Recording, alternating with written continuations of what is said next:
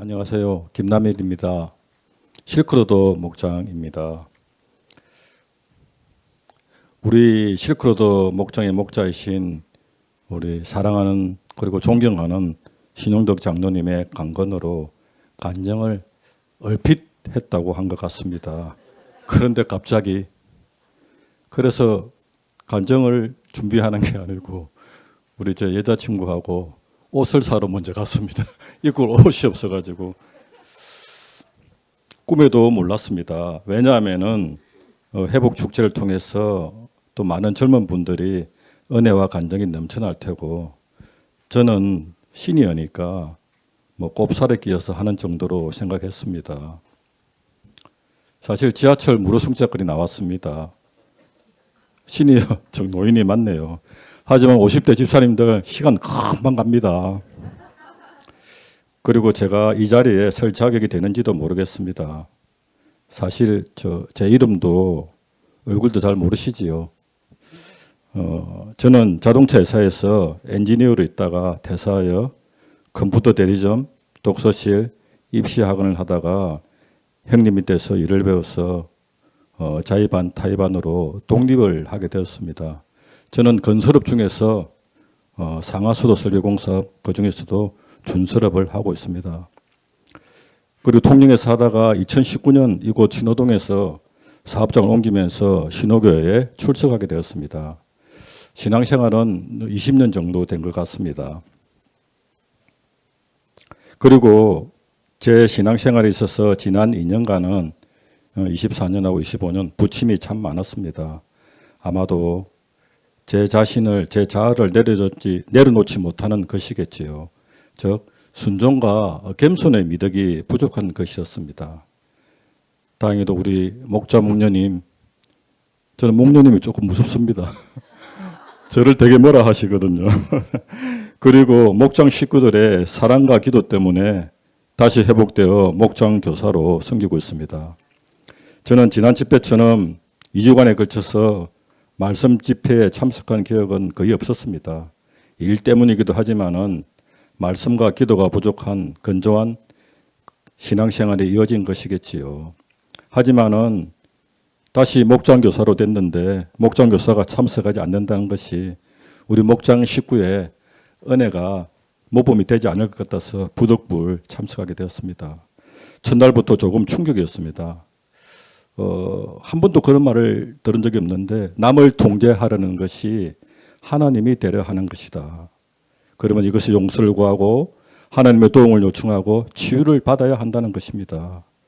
그리고 불현듯 5년 전 일이 생각납니다. 함양에서 일을 할 때 있는데 제가 일을 지켜보다가 제가 성질이 좀 급합니다. 일을 보니까 너무 못하는 거예요. 와, 너 일 그거밖에 못하나? 마 나온나? 나 혼자 낫겠다. 야 자석들아. 아이고. 니 나 하는 거 봐라. 저 혼자 미친 듯이 일을 하기 시작했습니다. 결과는 결국 급성심근경색으로 제가 쓰러졌습니다. 구급차에 실려가서 경상대 병원에서 시술을 받았습니다. 우리 딸의 결혼 일주일 앞두고였습니다. 남을 통제하려다가 마음대로 통제하려다가 큰 어려움에 처한 것이었습니다. 아마도 조금 늦었으면 제가 이 자리에도 없었겠지요. 둘째 날은 애통한 자는 복이 있나니 위로를 받을 것이라 하였습니다. 우리에게 닥치는 고난과 고통은 거부와 교만에 대한 하나님의 처방전이다. 하나님의 기상나팔이다 하였습니다. 그때는 바로 주님 앞에 엎드려서 기도할 때라는 걸 가르쳐 주는 것이겠지요. 이날 기도 시간에 눈물이 얼마나 났는지 모릅니다. 지난 제 삶이 주마등처럼 스쳐 지나갔습니다. 큰형님의 보정 문제로 제 아내와 아이들 위해서 그 험한 파도를 이겨내려고 몸부림치다가 제가 사랑하는 아내는 결국 천국으로 먼저 보낼 수밖에 없었습니다. 이곳 신호동에 왔어도 사업이 안정될 때까지 하루하루 버텨내면서 전적으로 내 힘만 의지하려고 하는 그런 어리석음을 깨달았습니다. 그때 성령님의 음성이 잘은 모르겠지만은 네 모든 것을 내려놓고 하나님을 의지하면은 그러면 얼마나 평안을 누리며 살았을까 하는 위로를 주셨습니다. 제 옆에 앉아있던 제가 잠깐 리허설을 했는데 우리 영미 씨가 절대 하지 말라 했는데 영미 자매가 아마 제가 흐르는 눈물을 보고 깜짝 놀랐을 것입니다. 그래도 우리 영미 씨는 여자친구는 회사가 힘들고 다 떠날 때 묵묵히 끝까지 제 옆을 지켜준 고마운 사람입니다. 정말 제가 영미 씨를 만나서 정말 복이지요. 이렇게 둘째 날에 하나님이 주신 위로를 많이 받았습니다. 물론 최선의 노력을 다하고 결국 결과는 하나님 뜻을 헤아려서 순종하라는 것이겠지요. 그리고 상처받은 사람을 용서하고 내가 상처 준 사람을 용서와 더불어 보상하라는 것도 참 좋았습니다. 이렇게 치유받으면은 일곱 번째 날에는 결국은 또 재발할 수밖에 없다는 것. 잘 회복되다가 우리가 경건의 시간을 말씀과 육상을 하지 못하면은 자기 만족과 자만에 빠지면서 재발할 수밖에 없고 결국 이전의 생활로 돌아갈 수밖에 없는 재앙을 초래할 수 있다는 것이 정말 공감이 되었습니다. 여러분들도 상공부 많이 하셨죠. 저는 상공부를 다 이수했습니다. 상공부할 때는 정말 열심을 내서 합니다. 변화된 삶을 살려고 노력합니다.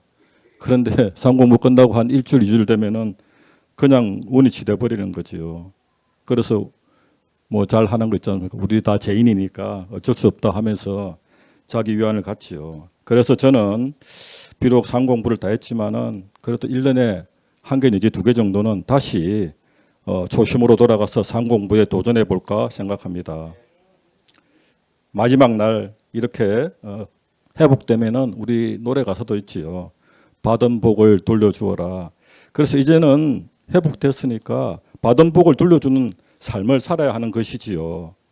이제는 하나님의 을을 위해서 박해를 받는 삶.